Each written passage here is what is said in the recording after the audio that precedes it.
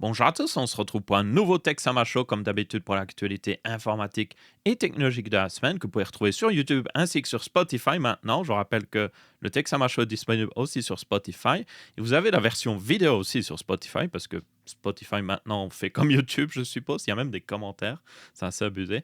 Enfin bref, dans tout cas vous avez un lien dans la description vers ça et vous aurez aussi un lien dans la description ou plutôt vous aurez une table des matières dans la description ainsi que sur la barre de lecture sur YouTube afin de sauter vers le sujet qui vous intéresse le plus. Et directement, on va commencer. Mais avant ça, ce début de vidéo est sponsorisé par Ugreen. Pour le Black Friday, Ugreen a des promos énormes de 20 à 25% sur les différents NAS. Que ce soit leur NAS plus abordable, le DH 2300, c'est une version 2B du DH 4300 Plus que j'avais testé récemment. C'est donc un NAS très simple d'utilisation, silencieux, qui consomme peu et qui s'intègre parfaitement à votre salon et qui, avec ses 2B, permet quand même d'avoir jusqu'à 60 Tera de stockage. Et s'il vous faut plus de stockage encore, le DH 4300 Plus est aussi en promo. Même avantage, mais ici avec 4B pour un maximum de 120 Tera. Mais ce n'est pas tout, la gamme DXP est aussi en promo, notamment le DXP 4800 Plus que j'avais aussi testé, qui est encore plus puissant. Il a 2 slots NVMe en plus des 4B pour disque dur, et surtout il ajoute un port 10 gigabits pour des taux de transfert encore plus rapides. C'est un NAS parfait pour les plus exigeants qui ont besoin d'un NAS performant pour le travail. Et évidemment, ce n'est pas les seuls, il y a plein de NAS en promo chez Ugreen, il y aura donc forcément un pour vous. N'hésitez donc pas à suivre le lien en description afin de profiter de 20 à 25% de réduction chez Ugreen. Encore merci à eux d'avoir sponsorisé ce début de vidéo. Et la première news de la semaine, vous l'avez peut-être vu, le 18 novembre, Cloudflare était down, ce qui a fait que beaucoup de sites web étaient affectés. Alors certains n'étaient pas entièrement down, mais certains systèmes étaient par exemple hors ligne. C'était notamment le cas apparemment de Twitter, ce qui était assez étonnant, ou plutôt X si vous préférez. Et du coup, Cloudflare, pour ceux qui ne savent pas ce que c'est un hébergeur de site web. Et le principe, c'est que leur motto un petit peu, c'est que peu importe ce qui se passe, votre site web sera toujours en ligne, sauf qu'ils ont eu un problème. Donc c'était entièrement de leur faute, enfin, c'était de leur faute.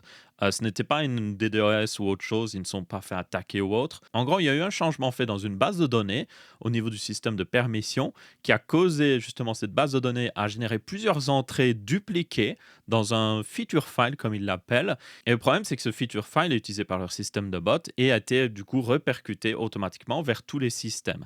Sauf que le feature file, du coup, avec toutes ces entrées supplémentaires, était trop grand et du coup, les bots et tous les systèmes derrière étaient en mode c'est trop grand, on peut pas démarrer parce que le fichier justement dépasse la taille maximum et donc tout était hors ligne. Ça veut dire aussi que certains sites web, notamment vous avez un site web qui permet de vérifier si les autres sites web sont down, qui s'appelle isitdown.com ou je sais plus quoi. Donc ça veut dire que ce site-là qui normalement sert à savoir justement si les sites sont down, était down, ce qui est assez ironique. Donc ça montre juste des fois à quel point le web peut être un peu fragile parce que beaucoup d'entreprises, beaucoup même de personnes utilisent des systèmes comme ça centralisés pour justement héberger leur site web, pour faire tourner certains même bots, certains systèmes automatiques. Et quand justement ce système centralisé a un problème, vous avez plein de sites qui peuvent être affectés. On l'avait vu aussi avec AWS d'Amazon récemment, on l'avait vu avec Azure, si vous vous souvenez, et là on le voit avec Cloudflare justement. Donc ça montre juste que des fois, ça fait pas de mal d'avoir juste un petit peu de redondance, de pas trop mettre tous les œufs dans le même panier, hein, on ne sait jamais. D'ailleurs, pour ceux qui ne connaissent pas Cloudflare, vous avez peut-être déjà dû voir justement ce genre d'écran. Ça veut dire justement que le site web est hébergé par Cloudflare. Donc même si vous n'utilisez pas Cloudflare, que vous êtes juste quelqu'un qui surfe le web, vous allez certainement sur un site hébergé par Cloudflare tous les jours sans même vous en rendre compte. Et pour information, donc la panne est arrivée à peu près à 11h30 à leur heure locale, il me semble que c'est l'heure du Pacifique, donc la côte ouest des États-Unis. Et vers 14h30, tout était à peu près résolu. Et vers 17h, là, tout était bon, tous les systèmes étaient à nouveau opérationnels en ligne. Donc, au final, ça a duré une petite journée, ce qui est quand même pas rien, parce qu'imaginez certains sites web, une journée sans trafic, une journée sans clients qui peuvent accéder à leur site web, ça peut représenter une énorme perte. Mais évidemment, ils ont réussi à quand même régler le problème, selon moi, assez vite. Donc, ma foi, GG Cloudflare, même si peut-être vous devriez faire attention, peut-être mettre un système qui vérifie la taille du fichier avant de le propager vers les autres systèmes, parce que ouais, ce serait pas mal d'avoir un petit peu plus de redondance aussi dans les systèmes de sécurité chez Cloudflare. Et quand je dis sécurité, je dis plutôt sécurité au niveau de ce que peut faire le système, parce que là, il a clairement fait quelque chose qu'il ne devait pas faire, et ça a justement fait une réaction en chaîne qui a fait en sorte que tout était hors ligne. Donc, peut-être mettre un petit peu plus de check. Ensuite, pour ceux qui utilisent Gmail, ça doit correspondre à plus de 80% des gens qui regardent cette vidéo en réalité. Tenez compte que Gmail et du coup par extension Google peut-être espionne tout ce que vous faites. Bon, ça vous étiez déjà au courant. Non, là le problème c'est qu'ils utilisent peut-être tous vos mails et le contenu de vos mails pour entraîner des IA. Et ça, c'est assez problématique.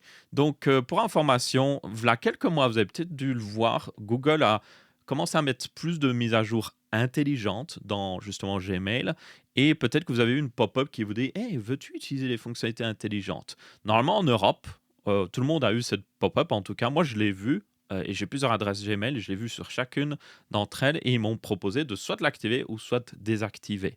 Donc, si vous avez peut-être manqué cette pop-up ou vous avez activé sans faire exprès, oui, vous avez Google qui utilise littéralement l'entièreté des contenus de vos emails pour entraîner leur IA. Ce qui, d'un point de vue, voilà, on va dire sécurité, peut-être votre email vous l'utilisez pour le travail, ce n'est pas très bon. Ce n'est vraiment pas bon. Il y a même des boîtes qui utilisent Gmail pour leur travail, avec notamment Google Workspace.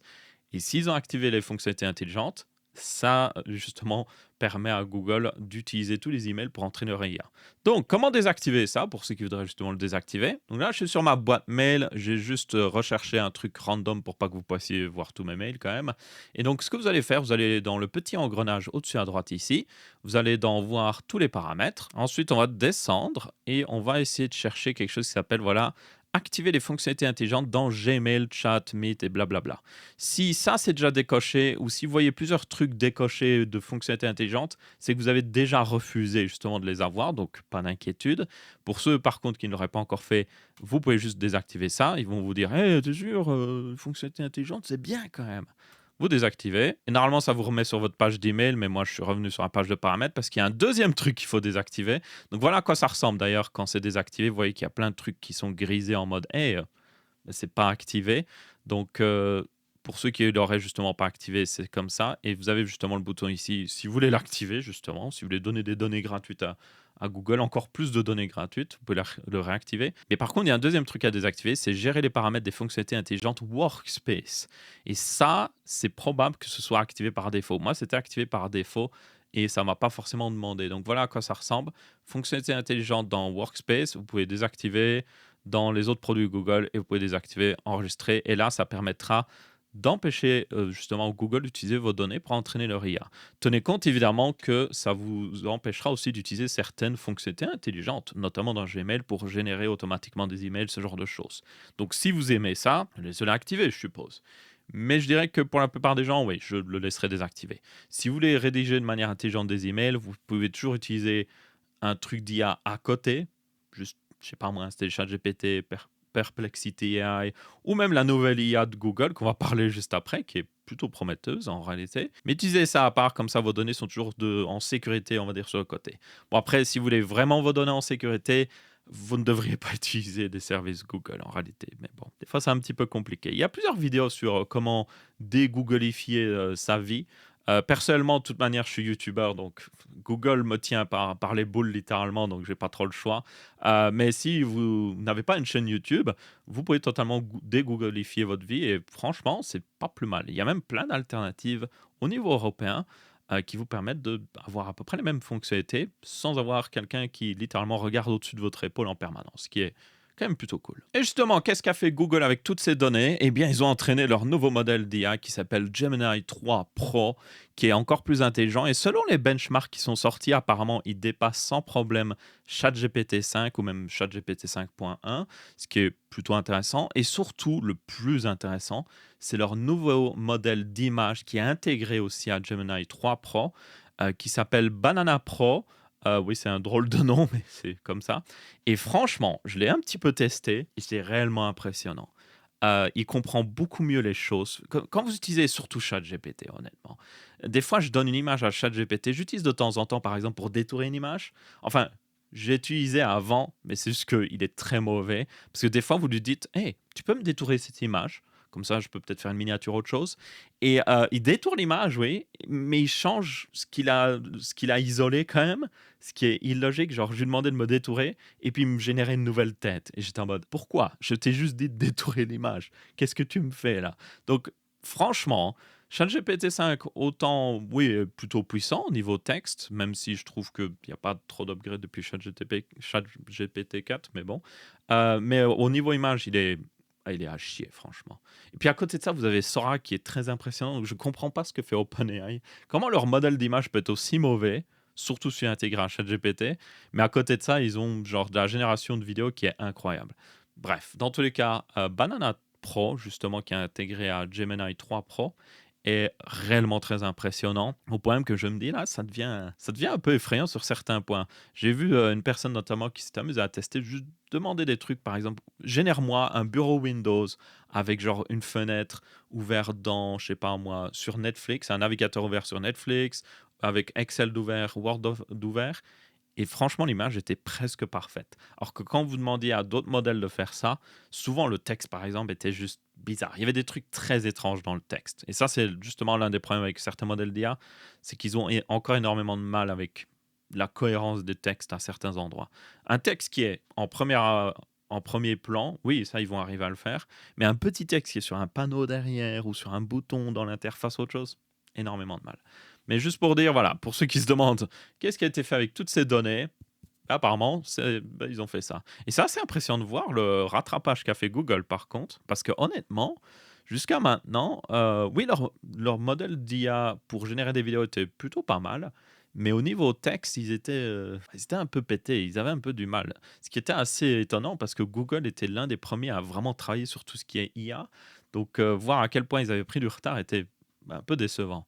Mais du coup, ça veut dire que c'est plutôt prometteur aussi pour les futurs modèles d'IA intégrés au téléphone, parce que bien souvent, ça utilise Gemini. Et bien souvent aussi, ça utilise le web de toute manière, parce que le téléphone n'est jamais assez puissant pour faire tourner tout ça, ça c'est sûr. Et bien sûr, nous avons une autre entreprise qui a fond au niveau IA, et c'est Microsoft, bien sûr, qui veut, tenez-vous bien, faire en sorte que Windows 11 va évoluer vers un système qu'ils appellent Agentic OS en anglais. Donc, c'est un OS qui, basiquement, aurait une IA qui tourne derrière, qui peut utiliser l'entièreté de l'OS. Donc, en gros, vous dites à l'IA, dans le chat, vous êtes sur Copilot, vous lui dites et tu peux changer la résolution de mon écran et mettre le taux de rafraîchissement à 120 Hz, et hop, il sait le faire. Ou tu peux lui dire hey, tu peux retrouver ce document que j'ai mis dans le dossier téléchargement, tu peux me l'ouvrir dans Adobe Photoshop, et hop, il le fait. Donc, au premier abord, plutôt intéressant.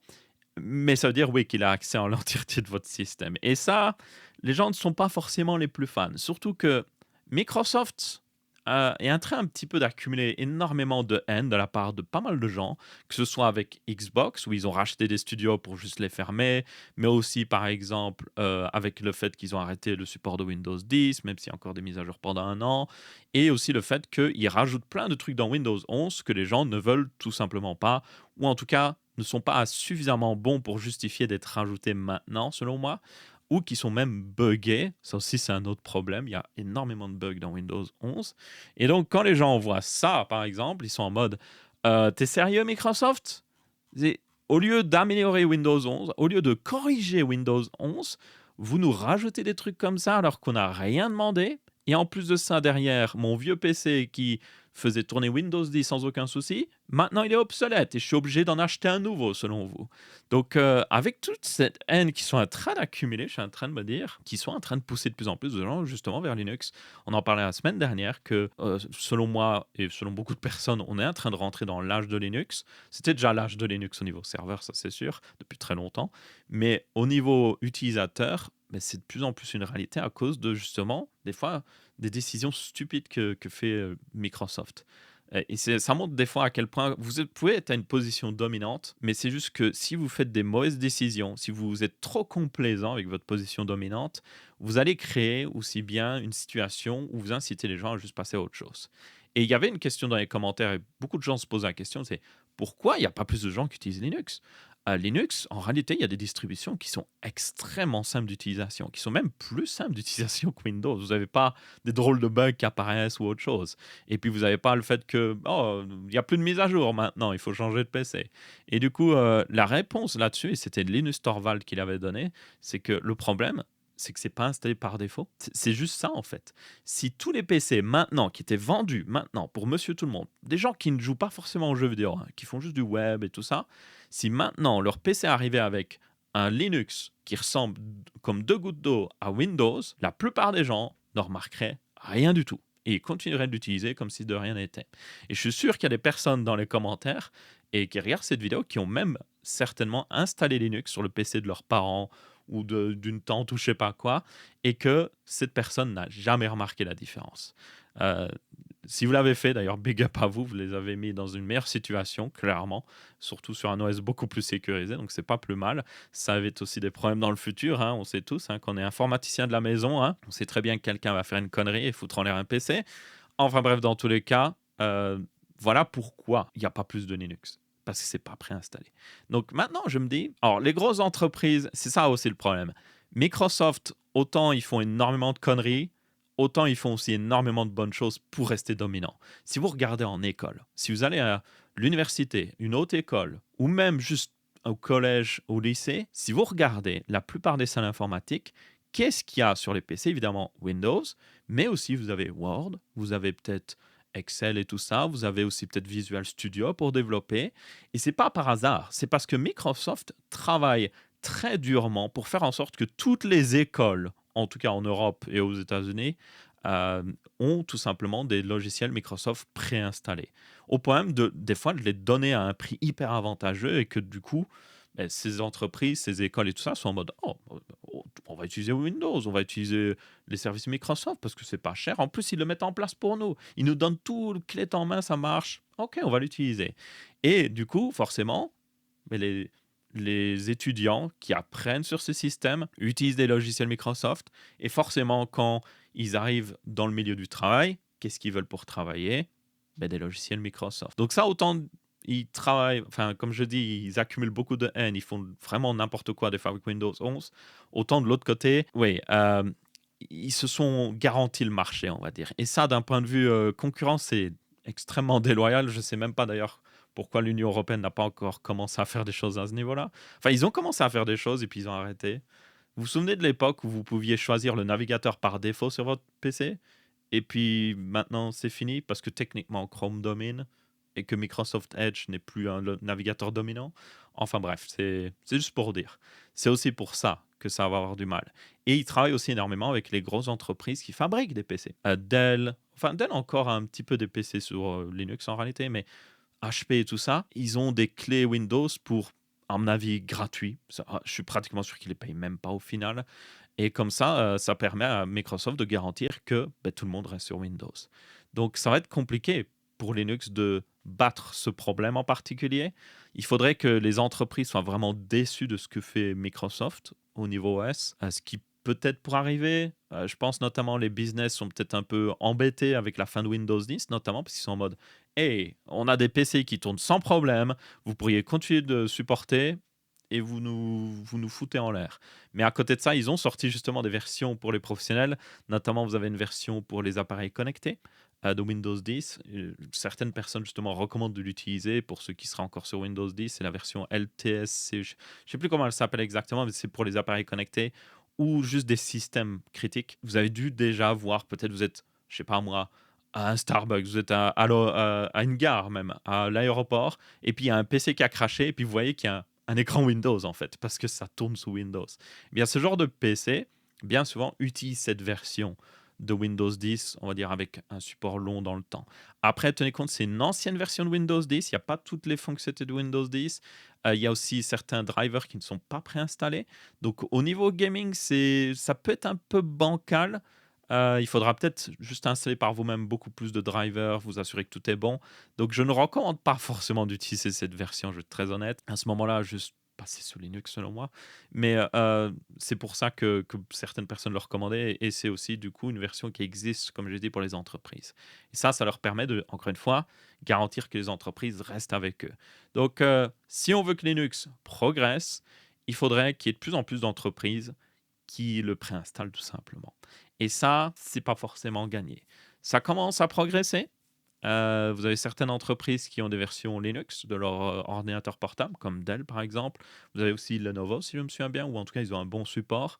Vous avez Framework aussi, qui travaille avec la communauté Linux pour avoir plusieurs distributions qui fonctionnent très bien sur leur ordi. Donc ça, c'est plutôt cool. Mais il faut plus d'efforts. Il faut des plus grosses marques. Il faut HP, il faut Asus, il faut MSI, il faut n'importe quel constructeur que vous pouvez trouver dans un magasin où Monsieur Tout le Monde va aller. Et là, ça commencera à changer les choses. Mais tant que ça, c'est pas fait, malheureusement, même si Linux est vraiment très bon en ce moment, et même si Linux devient parfait pour jouer aux jeux vidéo, il y aura toujours ce problème-là. Il y aura toujours le problème de c'est pas préinstallé, du coup personne ne veut l'utiliser. Et d'ailleurs, il y a eu un autre problème justement sur une des dernières mises à jour de Windows, qui est la KB 50.66.83.5. C'est une mise à jour qui est arrivée après la nouvelle grosse mise à jour Windows, qui était la 25H3. Et du coup, ce bug faisait que vous aviez des performances un peu réduites sur les cartes graphiques Nvidia. Alors, je ne sais pas exactement d'où vient le problème parce que Nvidia a publié du coup un fixe via leur dernier driver.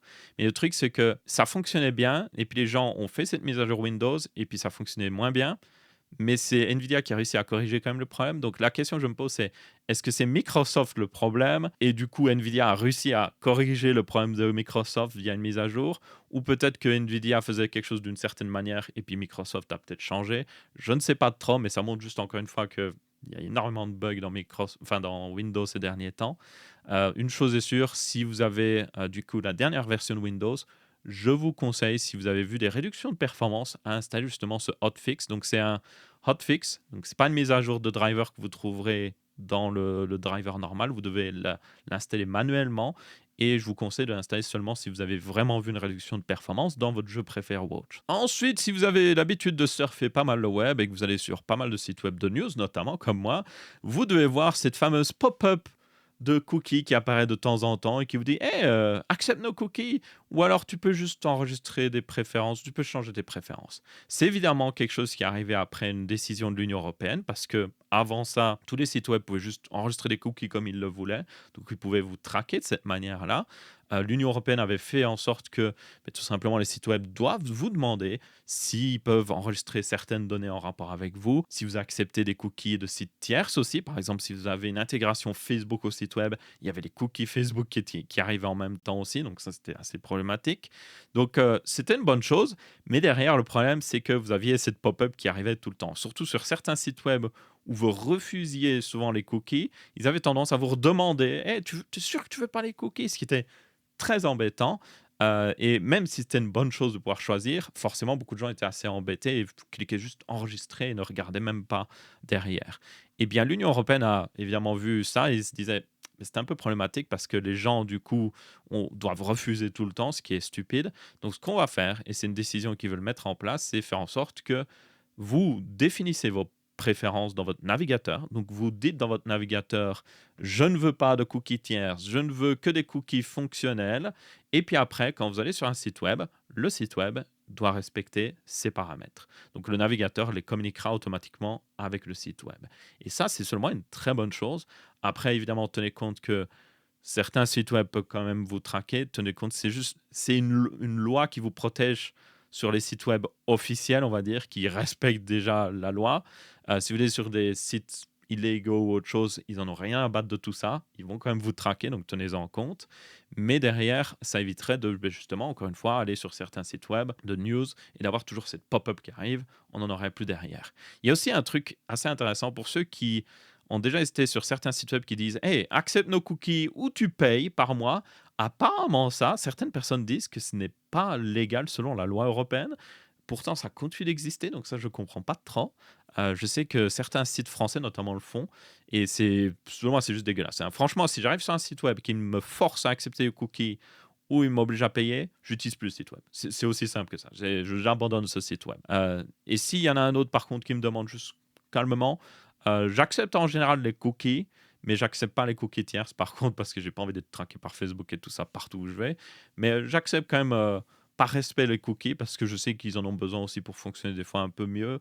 Que ce soit ça même au niveau des revenus, au niveau des pubs. Après, ça dépend aussi s'ils sont respectueux au niveau des pubs, parce que certains sites web, c'est pas trop ça. Il y en a, ils sont très respectueux. Ouais, il y a des pubs, mais c'est bien intégré, ça te dérange pas. Et puis il y en a d'autres, c'est il y a une vidéo qui joue automatiquement, et puis vous scrollez vers le bas, puis cette vidéo se remet en bas à droite, et vous êtes en mode stop. C'est très embêtant, franchement. Donc voilà, je dirais que ça dépend des sites web, ce que j'accepte ou pas, parce qu'il y en a c'est vraiment n'importe quoi. Mais une chose est sûre, avoir ce paramètre par défaut rajouté directement dans le navigateur serait génial. Ensuite, on doit parler un petit peu hardware et notamment le fait que le prix des GPU va augmenter en 2026. On le sait que ça arrive. On a vu évidemment le prix de la DDR5 exploser. Nous avons aussi les prix des puces mémoire, que ce soit la GDDR6 ou GDDR7, qui est en train aussi d'augmenter au niveau prix. Pas autant que la DDR5, étonnamment. Je sais, c'est assez bizarre quand on y pense, mais c'est en train d'augmenter. Et le problème, c'est que pas mal d'acteurs dans le marché, notamment là, c'est quelqu'un chez PowerColor qui le dit, vous devriez probablement, si vous avez besoin en tout cas d'une carte graphique, en acheter une maintenant parce que les prix qui sont très bas, franchement, on a les prix les plus bas depuis je ne sais combien de temps au niveau GPU, eh bien, l'année prochaine, ils ne vont pas forcément durer. On a aussi, évidemment, je vous rappelle, la semaine dernière, vu la news sur le fait que les RTX 5000 Super pourraient être décalés justement à cause de ça. Ça veut dire que là, oui, attendre pour des nouveaux GPU, ça sert un petit peu à rien parce que ça va prendre certainement des mois et des mois, plus de 6 mois sans aucun souci. Donc, je dirais que si, je dis bien si vous avez besoin d'un nouveau GPU, si vous aviez pour projet de refaire votre PC dans les mois à venir, ben c'est le moment. Surtout qu'en ce moment, si vous regardez cette vidéo, en tout cas quand elle vient de sortir ou dans les jours à venir, c'est le Black Friday. Donc, vous avez plein d'offres au niveau de à peu près tout niveau composants, sauf la RAM évidemment. Donc, ça vous permet de faire un PC pour vraiment pas cher. Surtout, vous pouvez économiser beaucoup sur la carte mère, le CPU, même un petit peu sur la carte graphique.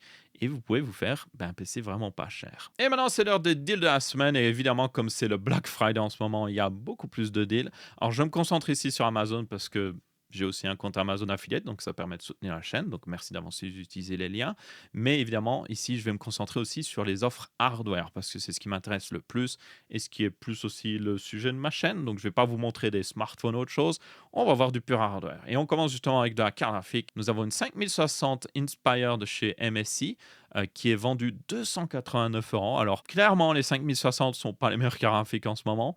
Mais pour 289 euros, si vous, surtout vous avez en plus besoin d'une carte graphique Nvidia, peut-être pour faire un petit peu de rendu 3D, ce genre de choses, là où vous avez des meilleures performances avec CUDA, bah, ça peut être un bon deal. Donc vous aurez un lien dans la description. Nous avons aussi la 9060 XT 16 Go qui est en promotion. C'est un modèle aussi de chez Saphir, c'est le modèle Pulse qui est excellent et c'est vendu 342 euros. Ça, par contre, c'est l'un des meilleurs deals que j'ai vu au niveau carte graphique sur Amazon. Et c'est vendu directement par Amazon. C'est pas une info ou autre chose. Vous n'avez pas de frais de livraison supplémentaires. Et c'est aussi sur Amazon.fr. Même si c'est écrit Belgique ici, c'est parce que je suis en Belgique. C'est sur le .fr. Donc, pas besoin de commander sur le site allemand. C'est directement disponible. Et elle est encore en vente à l'heure actuelle. Il y a d'autres offres qui étaient en vente, mais malheureusement, ils sont arrivés hors stock. Ça, il y a encore du stock. Donc, si vous recherchez une carte graphique pour du 1080p, un petit peu le 1440p, celle-là, c'est la meilleure que vous pouvez acheter. On a aussi un petit peu de 9070, toujours en promotion, à 545 euros. Alors, il y a eu des 9070 XT en promotion. J'en ai vu une à 580 euros. C'était incroyable comme deal. Mais forcément, à un tel prix, tout le monde l'a acheté. Maintenant, elle est hors stock. Donc, une 9070 à 545 euros, selon moi, est un bon deal.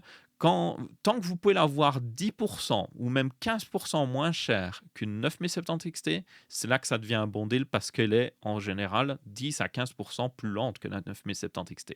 Donc si vous allez arriver à l'avoir vraiment moins cher, ben, ça vaut la peine. Je pense qu'à 545 euros, ça vaut la peine. Je n'irai pas plus haut. Mais si vous avez besoin, si vous avez ce budget-là exactement pour une carte graphique et vous ne pouvez pas vous permettre d'économiser plus pour une 9070 XT, c'est une bonne alternative. On a aussi une 5070 qui est elle est hors stock. Ben voilà. Ça, c'est le problème. Je prépare des deals et elle était à 539 euros, ce qui était pas mal, honnêtement. Mais elle est hors stock. Donc, au revoir. On a aussi du bon plan au niveau SSD avec un Crucial P310 qui est un très bon SSD déjà pour un PC gamer. Avec ici un modèle qui est en 2 Tera en plus. Full PCI Express 4.0. Il peut atteindre les 7000 MO à la seconde. Et surtout, il est aussi compatible PS5 si vous décidez d'upgrade le stockage de votre PS5. Donc là, c'est un très bon deal à 131 euros. Franchement, vous n'aurez clairement pas mieux. Il y a même un modèle 4 Tera qui, en réalité, Si on fait x2 au niveau prix, il est même plus intéressant d'un point de vue prix par Tera que vous obtenez. Donc, si vous étiez en train de vous dire, hey, je manque de stockage dans mon PC, il est temps d'investir, ben là, ça peut être pas mal. Surtout que je rappelle que le prix des SSD va augmenter en 2026, donc c'est peut-être le dernier moment justement pour upgrade, ou alors vous allez devoir attendre. Et on a toujours les deals sur les alimentations MSI qui sont vraiment très bonnes. Pour information, déjà, vous avez la garantie de 7 ans. Elles sont fabriquées par le même fabricant que les alimentations Corsair, donc on a la même qualité ici derrière. Et là, on a un modèle 750 watts, 80 plus Gold, avec tout ce qu'il faut, notamment le connecteur 12 plus 4 pins.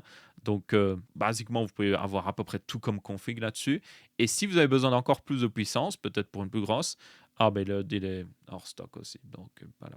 Mais vous avez aussi le modèle GLS. Le modèle GLS est, selon moi, moins intéressant parce que le modèle GLS est plus haut de gamme, mieux refroidi apparemment, donc plus silencieux, mais il coûte plus cher. Mais il est à 119 euros et 119 euros pour une alimentation 1000 watts, full PCI Express 5.0, 80 plus Gold. Vraiment pas mal. On a aussi du boîtier avec toujours MSI ici, parce qu'ils font des assez bons boîtiers pour le prix, notamment le bon MSI Forge 100M, qui est un boîtier très simple. Franchement, il est très simple, mais il fait le taf, et surtout, il est vendu 49 euros. Donc l'argent que vous économisez là-dessus, vous pouvez le mettre dans plus de RAM, ou juste la même quantité de RAM, mais c'est juste que la RAM a augmenté au niveau prix, ou juste une meilleure carte graphique. Donc là, vous avez tout ce qu'il faut. Il y a plusieurs ventilateurs pré-fournis avec. Pas besoin de plus. Et au niveau ordinateur portable, il n'y en a pas trop de deals sur Amazon, je vais être très honnête, au niveau ordi portable. Il y en a beaucoup plus sur les autres sites web. Mais on a quand même ici un ROG Strix G16 qui est vendu 1769 euros avec une 5070 Ti. Donc ça, c'est plutôt intéressant. Ça utilise un ancien processeur Ryzen qui est le 8940HX, mais en réalité, ils sont très proches des HX300 qu'on a à l'heure actuelle, même extrêmement proches. On a quand même aussi un Tera de stockage, 16 Go de DDR5, donc vraiment pas mal. Un clavier AZERTY évidemment, et comme vous pouvez voir, le numpad est sur le trackpad quand vous en avez vraiment besoin. Donc ça permet de garder quand même un ordinateur assez compact sans avoir le numpad à côté. Et du coup, vraiment pas mal pour le prix. Toute la gamme G chez justement Asus est très bonne. Là, je le mets à part dans la table des matières parce que c'est seulement très important, mais les ordinateurs portables gaming qui vont arriver en 2026, ils arrivent toujours en début d'année lors du CES. Mais le truc, c'est qu'il n'y a pas eu de nouvelle carte graphique, donc ils vont avoir exactement les mêmes. Il va avoir les nouveaux CPU, mais les nouveaux CPU sont basiquement les mêmes, on va être très honnête, surtout chez AMD, c'est exactement les mêmes. Donc ça veut dire qu'au niveau gaming pur, ils seront pratiquement au même niveau de performance que les modèles de l'année dernière. Sauf qu'ils coûteront certainement plus cher. Et donc là, j'ai juste envie de dire, profitez des deals du Black Friday. Parce que là, c'est sûr et certain, toutes les marques vont déstocker justement leur ordinateur portable gaming pour faire de la place pour les nouveaux qui arrivent dès le début d'année prochaine. Et donc, si vous arrivez à avoir un très bon deal, c'est le moment d'acheter. Que ce soit sur Amazon ou n'importe quel site, il y a du déstockage en ce moment. Donc, regardez à ça. Si vous pouvez avoir une réduction d'au moins, je dirais, 15-20% sur un de ces ordinateurs portables gaming, voire un petit 10%, c'est déjà pas mal. Vous serez très bien et selon moi, vous n'allez rien perdre avec justement les modèles de l'année prochaine. Donc ça, je le mets à part dans la table des matières parce que c'est selon moi très important. Et je dis ça même si vous n'utilisez pas un de mes liens affiliés dans la description vers Amazon, j'en ai rien à faire. Il y a énormément de deals sur les autres sites, que ce soit, je sais pas moi, Fnac, Cdiscount et tout ça. Donc regardez, si vous étiez à la recherche d'un ordinateur portable gaming, c'est selon moi le moment d'en acheter un. Et même chose un peu avec les PC fixes, même si là les PC fixes c'est plus fluide. On ne sait pas trop. Peut-être qu'il y aura des RTX 5000 Super, genre mi-2026, on ne sait pas. Mais voilà. Je dirais aussi quand même d'acheter en réalité. Parce que le prix de la DDR5 est en train de augmenter à une vitesse, c'est assez abusé. Et le prix des GPU à l'heure actuelle sont le plus bas qu'on a jamais eu depuis de nombreux mois. Et on sait que ça va augmenter l'année prochaine. Donc là aussi, en réalité, si vous avez besoin d'upgrade, je dis bien si, c'est le moment d'upgrade. Ensuite, nous avons la RX 9060 non XT qui a été testée. Pour information, c'est une version de la 9060 XT avec des specs un petit peu plus raisonnables, mais toujours 8 Go de GDDR6, donc elle est assez proche et elle est surtout réservée au marché des intégrateurs PC. Donc surtout les grosses marques comme HP, Dell et tout ça peuvent en acheter, mais vous ne pourrez pas la trouver en magasin, vous ne pourrez même pas la trouver sur des sites chinois parce que elle est juste introuvable à ce niveau-là.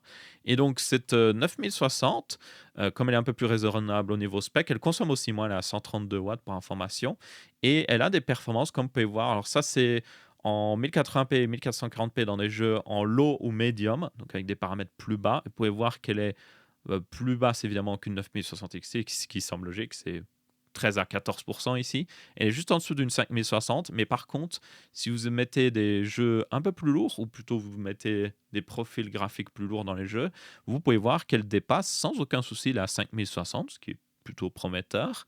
Et elle se positionne encore une fois 14-13% derrière une 9060 XT. Ce qui semble logique vu que c'est une 9060 XT avec moins de stream processor et donc forcément moins de performance. Donc c'est une carte qui pourrait être intéressante. On ne sait pas son prix réel. Peut-être que si AMD la sortait en Europe pour 250 €, je pense que ce serait une très bonne carte qui serait très intéressante, même à 260 €. Mais le truc, c'est que on ne peut pas l'acheter. Euh, En toute logique, elle sort dans des PC vraiment pas chers, qui concurrencent justement d'autres PC avec des 5060, mais on n'en a aucune idée parce que, encore une fois, on ne peut pas vraiment savoir le prix qu'elle coûte derrière et on ne peut pas vraiment l'acheter elle seule. Il faut acheter tout un PC avec. Donc, intéressant, je suppose.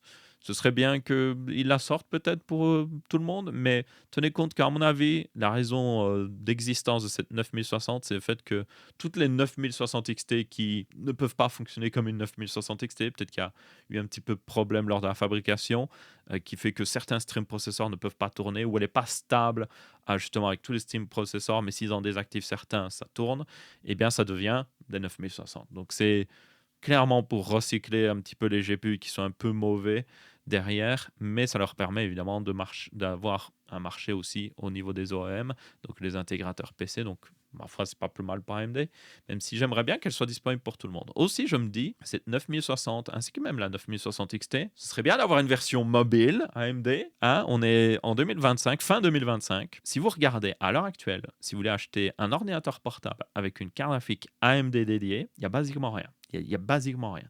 Le seul choix, au final, c'est Nvidia au niveau ordinateur portable gaming. Ce qui est encore plus ridicule quand on y pense parce que la plupart des PC gaming vendus maintenant sont des PC portables. La plupart des gens achètent des PC portables. Donc, vous avez cet énorme marché. C'est le plus gros marché du gaming au niveau PC. Et AMD, juste en mode, non, on va pas faire de carte graphique. Voilà. Donc, AMD, peut-être pour le CES, nous avons le CES qui arrive. Il va pas avoir énormément de nouveautés, mais c'est pas grave. Mais peut-être sortir une carte graphique mobile, ce serait pas mal.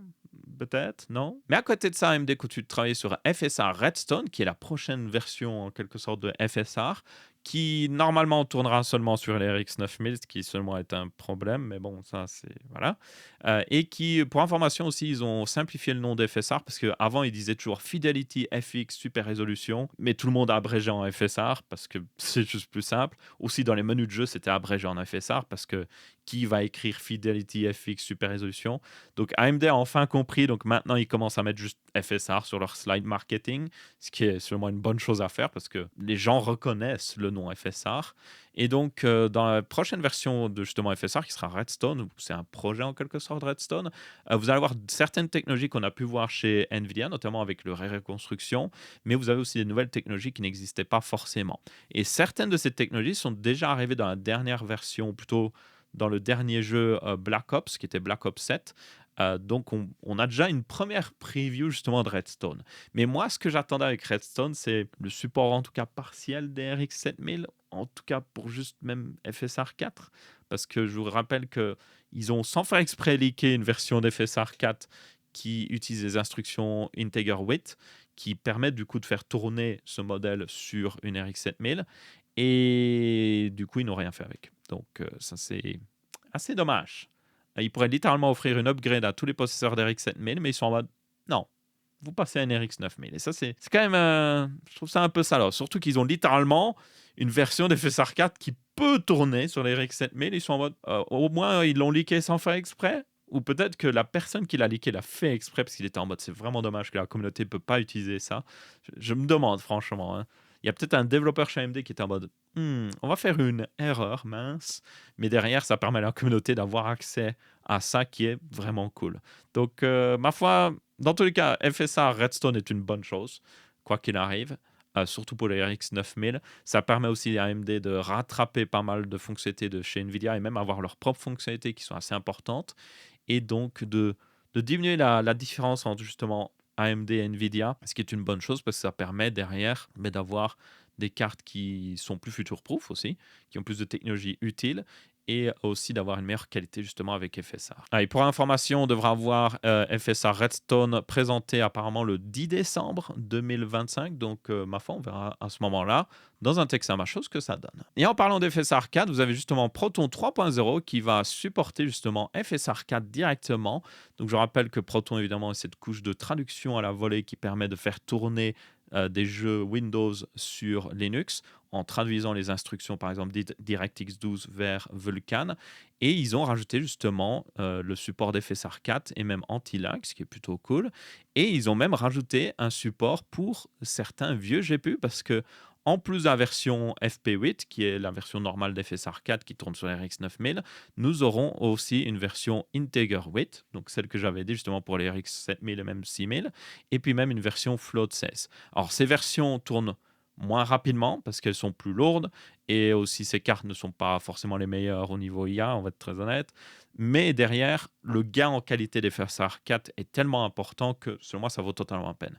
Ok, oui, vous gagnez moins d'FPS, mais après, vous pouvez, au lieu de tourner en mode qualité avec FSR 3.1, vous pouvez, avec FSR 4, sans problème, tourner en mode performance et toujours avoir du coup plus de performance et toujours une qualité qui reste très bonne derrière comparé à FSR 3.1 qui était des fois un peu bancal. Surtout quand vous jouez en Full HD, FSR 3, c'est pas trop ça quand même. Il faut quand même le reconnaître. Donc là, ça permet de supporter ces anciens GPU, ce qui est vraiment cool. Une chose que fait pas forcément AMD, encore une fois. Et derrière, ça permet de rendre Linux encore plus intéressant.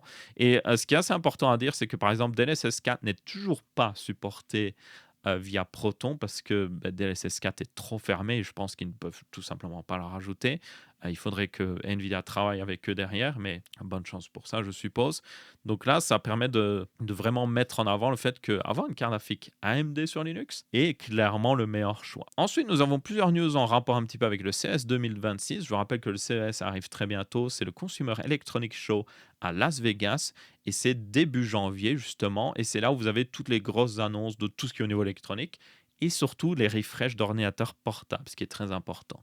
Et là, notamment, nous allons avoir d'abord les Core Ultra 300 qui vont arriver justement lors de ce CES, ou en tout cas, on va voir les annonces. Donc, ça, c'est plutôt intéressant parce que ça veut dire qu'on va avoir plein de nouveaux Ultrabook avec justement ces processeurs qui sortent. Et Intel, il faut le reconnaître, avec les Core Ultra, en tout cas sur mobile, fait un assez bon travail. Le GPU est de plus en plus puissant, ce qui permet de jouer à des jeux vidéo. Nous avons aussi le fait qu'ils sont plus efficaces au niveau énergétique que ce que fait AMD, ce qui est, voilà. Au niveau gaming, il reste toujours très bon, même sur les ordinateurs portables gaming, même si AMD a toujours un peu l'avantage. Mais derrière, encore une fois, Intel est plus efficace au niveau énergétique et juste aussi plus mature des fois au niveau du support Windows. Mais c'est peut-être aussi parce que Windows fait aucun effort pour supporter correctement les processeurs AMD. Donc, quoi qu'il arrive, une plutôt bonne offre de la part d'Intel. Donc, j'ai hâte de voir justement ce refresh, ou plutôt ces nouveaux Core Ultra 300 et les ordinateurs refresh qui arrivent avec. On a aussi du coup AMD aussi qui arrive avec leur propre processeur mobile. Alors justement, je parlais de refresh, là c'est un total refresh.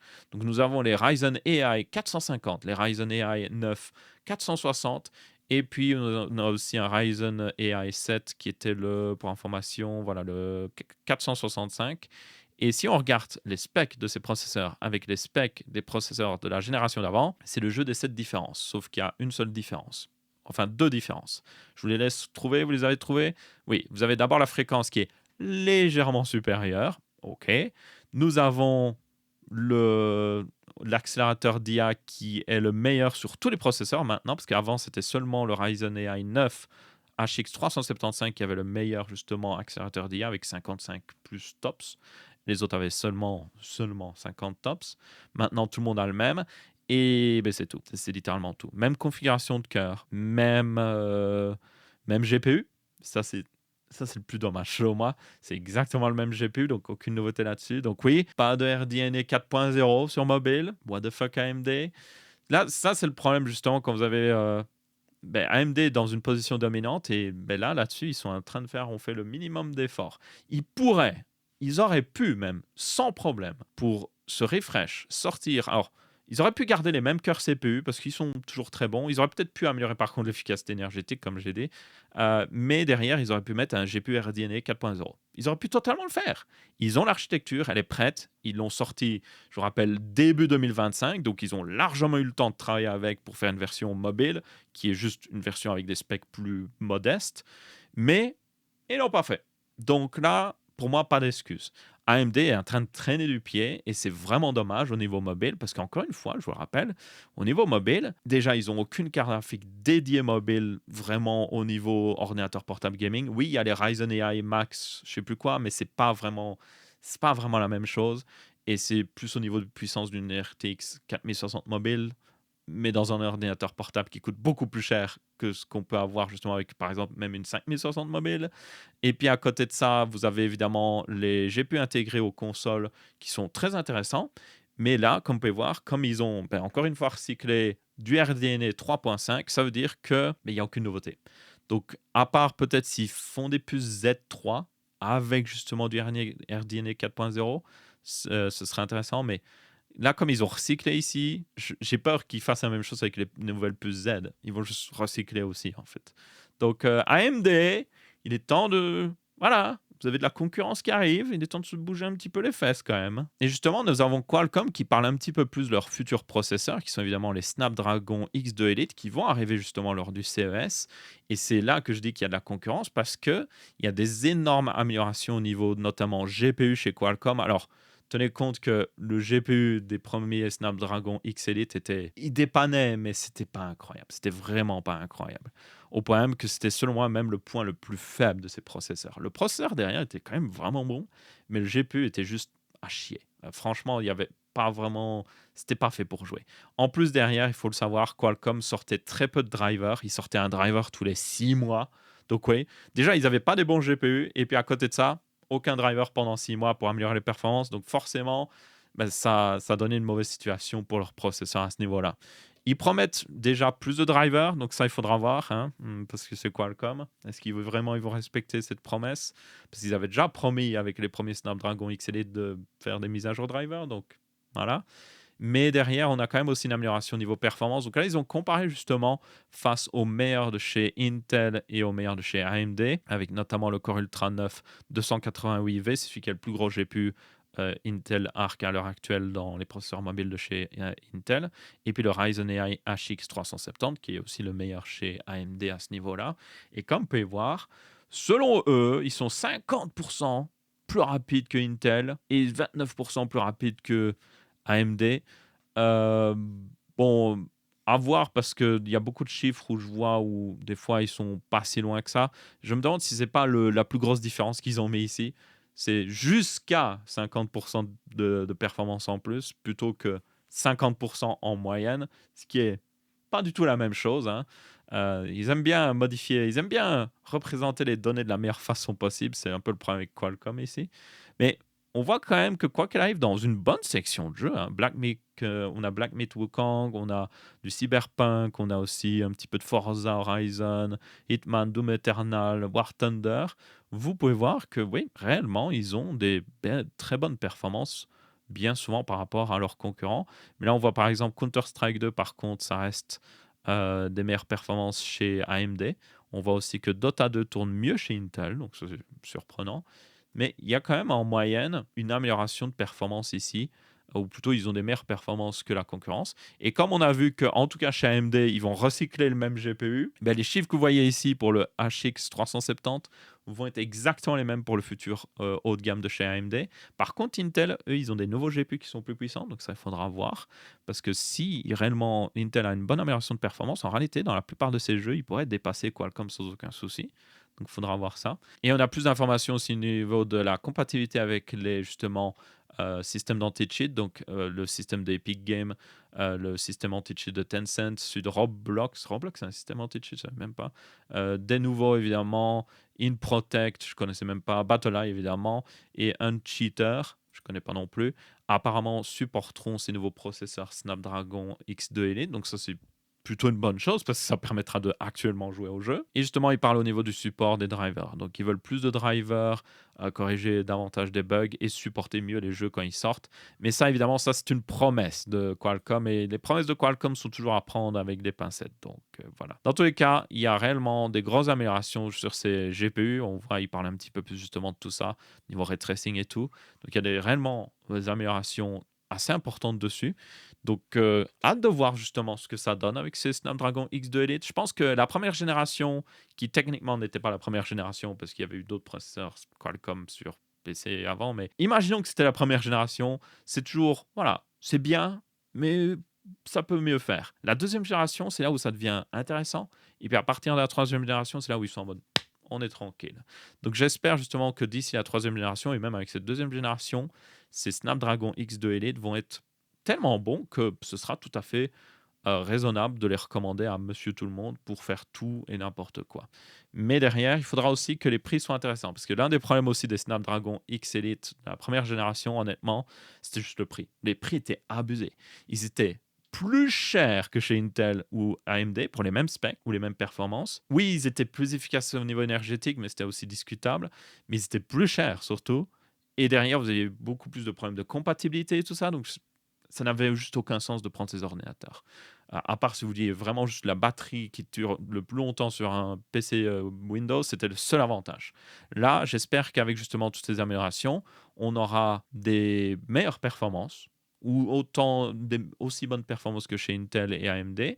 Et derrière, on aura toujours une efficacité énergétique plus importante et surtout, on aura des prix qui sont au moins qui correspondent à AMD Intel. Parce que, encore une fois, c'était plus cher avec la première génération, ce qui était stupide. Ensuite, on aura d'autres nouveautés au niveau processeur, notamment Intel va aussi faire un petit peu de refresh parce qu'ils vont sortir, apparemment, c'est ça que ça va s'appeler, les Core Ultra 200K, donc ce sera pour PC fixe, plus. Donc le plus indiquera que c'est juste un refresh en gros. Je préfère ça en réalité, plutôt que s'ils avaient fait des Core Ultra 300 et qu'en réalité c'est juste des Core Ultra 200. Donc je préfère qu'ils fassent juste, ok, on ressort les Core Ultra, mais on met un nom derrière pour indiquer que c'est un refresh. Ok, aucun souci. Et comme vous pouvez voir, en réalité, ils ont fait plus d'efforts que, en tout cas, AMD au niveau de leur refresh mobile, parce que déjà, encore une fois, ils sont plus, on va dire, respectueux en réutilisant le même nom. Donc, ils ne vous font pas penser que c'est des nouveaux Core Ultra 300, mais en réalité, c'est exactement les mêmes. Contrairement à AMD qui fait des Ryzen AI 400 qui sont juste des Ryzen AI 300. Hein. Et puis derrière, ils ont même amélioré la configuration. Parce que si vous regardez, le Core Ultra 7 265K avait 8 cœurs, haute performance, 12 haute efficacité énergétique, donc 8 plus 2, 12. Le 270K Plus qui va le remplacer a une configuration de cœur 8 plus 16, qui est la même que le Core Ultra 9 285K. Donc en réalité, c'est juste un 285K avec 100 MHz en moins. Même chose avec le Core Ultra 5, il passe de 6 plus 8 à 6 plus 12, ce qui est plutôt une assez grosse amélioration. Donc en gros, Intel honnêtement fait un refresh. Alors, évidemment, c'est dommage qu'ils font un refresh et qu'on n'a pas des nouveaux Core Ultra 300, hein, clairement. Mais derrière, ils ont fait, selon moi, le refresh de la meilleure façon possible parce que il n'y a pas de truc mensonger avec des nouveaux noms qui paraissent beaucoup mieux, donc des Core Ultra 300. Et puis derrière, ils ont réellement amélioré, par exemple, la configuration pour la plupart des gens, surtout sur les Core Ultra 5 et 7. Vous avez plus de cœurs pour le même prix, un peu plus de fréquence, évidemment. Donc, on aura clairement plus de performance et on en aura plus pour l'argent. Maintenant, il y a toujours le problème que... Alors, là, je suppose que comme c'est un refresh, les cartes mères en Z890 seront compatibles. J'espère en tout cas, sinon ce serait stupide. Mais le problème derrière avec ça quand même, c'est que, on le sait, toutes les cartes mères en Z890, B860, elles n'auront pas les Core Ultra 300. On le sait déjà. Intel rafraîchissent trop vite leurs cartes mères, ce qui a ses avantages, mais surtout le désavantage de vous laisser littéralement avec aucune option d'upgrade. Et si vous avez déjà un Core Ultra 200, est-ce que vous allez upgrade vers ces versions plus? Non, ça n'a aucun sens. Donc, ouais, c'est dommage là-dessus, quoi qu'il arrive. Et de son côté, AMD aussi prépare l'arrivée de nouveaux CPU qui ne seront pas des nouveaux CPU au niveau architecture, ce sera toujours basé sur Zen 5, mais vous aurez par contre une partie graphique intégrée beaucoup plus puissante parce que ça va être les Ryzen 9000G. Donc, on avait eu évidemment les 8000G qui étaient des Ryzen 7000 avec une plus grosse partie graphique. Et maintenant, on va voir la même chose avec les Ryzen 9000. Donc, ce sera certainement, par exemple, les 9700G, les 9600G, peut-être 9500G. Donc, c'est des APU pour PC fixe, basiquement. C'est pas le plus intéressant parce que le marché est un peu limité là-dessus.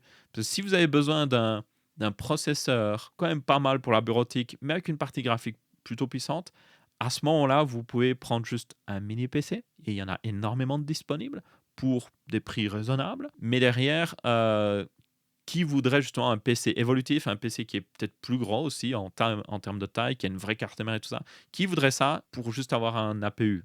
Le marché est en train de disparaître là-dessus, en fait. Ça n'a juste pas beaucoup de sens. Vous avez aussi le fait que si vous voulez juste un APU, vous pouvez juste prendre un ordinateur portable, qui est plus pratique pour beaucoup de gens.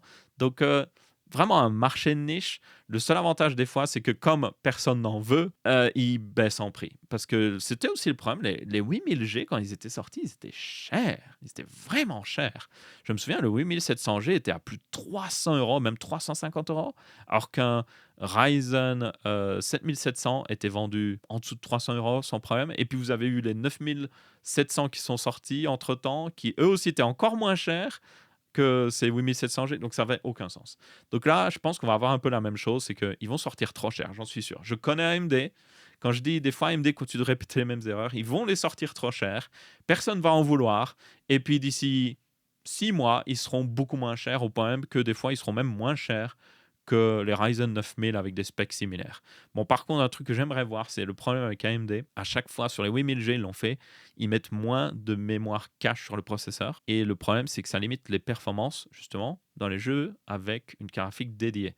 Donc, si vous pourriez vous dire, ah ben, ok, ils vont les sortir trop cher, mais dans quelques mois, ils seront moins chers, et puis je vais en prendre un moins cher, je vais peut-être prendre un 9700G qui sera moins cher qu'un 9700, et puis comme ça, je mets une carte graphique avec. Mais le truc, c'est que comme il a moins de mémoire cache, peut-être, je ne sais pas, il faudra voir s'il répète la même erreur, vous avez moins de performance dans les jeux vidéo que par rapport à un 9700 normal. Donc c'est ça aussi le problème que je vois un petit peu arriver, que je pense qu'ils vont répéter la même chose. Et en réalité, cette décision est logique, parce que ces APU n'ont pas besoin d'autant de mémoire cache, réellement. Ils peuvent se permettre d'en mettre moins, ça permet aussi de diminuer le prix. Mais derrière, ils les sortent quand même plus cher. Donc c'est ça que je dis. Ils économisent d'un côté pour que ce soit moins cher, mais ils le sortent quand même plus cher. Et après, pour ceux qui voudraient mettre une carte graphique dédiée, ça a moins de sens parce que c'est moins performant dans les jeux vidéo. Donc, c'est un produit bizarre. Franchement, c'est un produit bizarre que je ne comprends pas trop. C'est trop spécifique, vraiment trop spécifique au niveau utilisation, mais on verra bien. Peut-être que AMD va surprendre, ils vont sortir quelque chose d'impressionnant avec ces APU pour PC fixe, ou peut-être pas. On verra bien. Et du coup, c'est à peu près tout pour ce Texamash aussi. Si vous êtes arrivé jusqu'à la fin de cette vidéo, merci à tous. Si vous êtes sur Spotify, n'hésitez pas d'ailleurs à laisser 5 étoiles sur le podcast, ça ferait plaisir. Si vous êtes sur YouTube, vous pouvez laisser un pouce bleu ou un pouce rouge si vous n'avez pas aimé. N'hésitez pas à vous abonner, que ce soit sur YouTube ou Spotify d'ailleurs. Et on se retrouvera pour une prochaine vidéo. Ciao, ciao!